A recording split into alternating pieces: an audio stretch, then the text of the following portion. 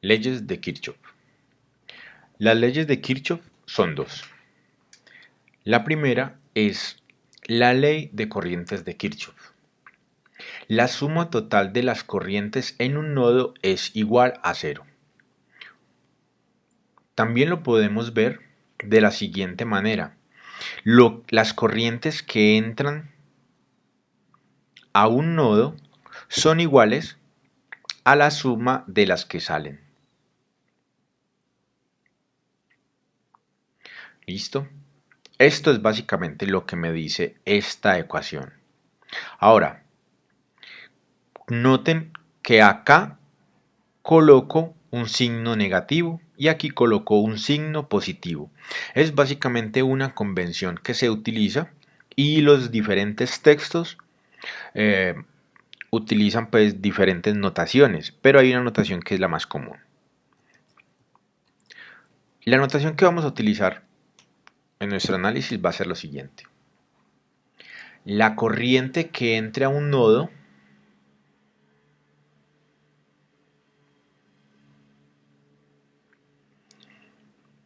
la vamos a considerar negativa. La corriente que sale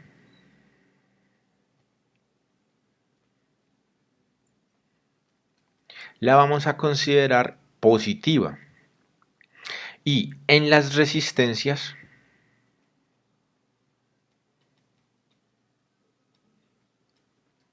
siempre asumimos que la corriente sale.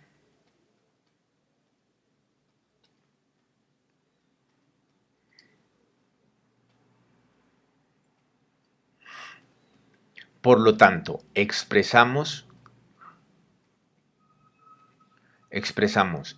la corriente de tal manera de que vaya saliendo de un nodo. Vamos a hacer un pequeño repaso de la ley de Ohm.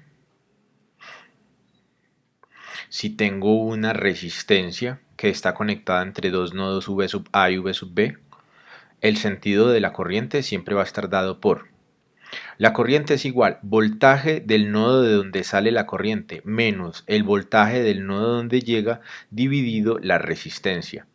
Esto es el voltaje. Positivo menos negativo. Muy bien. Y estoy diciendo que la corriente va en este sentido. Si yo hago este cálculo y digamos la corriente va en el sentido opuesto, significa que V sub B es el nodo desde donde está saliendo. Matemáticamente vemos que tiene más potencial. La corriente va de más potencial a menos potencial. Entonces el signo nos va a dar negativo indicando que lo que asumimos no es cierto y que simplemente la corriente va en un sentido opuesto. Este tipo de particularidades se ven muy bien haciendo ya los ejercicios. Ley de voltajes de Kirchhoff. La ley de voltajes de Kirchhoff nos dice que la sumatoria de voltajes en una malla siempre es igual a cero. Todo el voltaje que yo aplico, listo, es igual al voltaje en el que caen, el voltaje que cae en las resistencias. Muy bien. Por lo tanto, vamos a decir que el voltaje, si yo considero la corriente en este sentido, ¿listo? La corriente está fluyendo. Si va de menos a más, coloco negativo. Noten que acá la corriente va de menos a más. ¿Listo? El sentido de la corriente siempre lo tomo a la derecha. Es lo mejor. Y siempre tomar todo el sentido de las mallas en la misma dirección. ¿Listo? Por lo tanto, eso me implica que aparece aquí un voltaje negativo. Si analizo esta fuente, la corriente que estoy mirando, la azul, entra por el positivo. Muy bien, se cumple esta condición. Y sobre las resistencias, si la corriente va en este sentido, yo me puedo hacer la siguiente pregunta.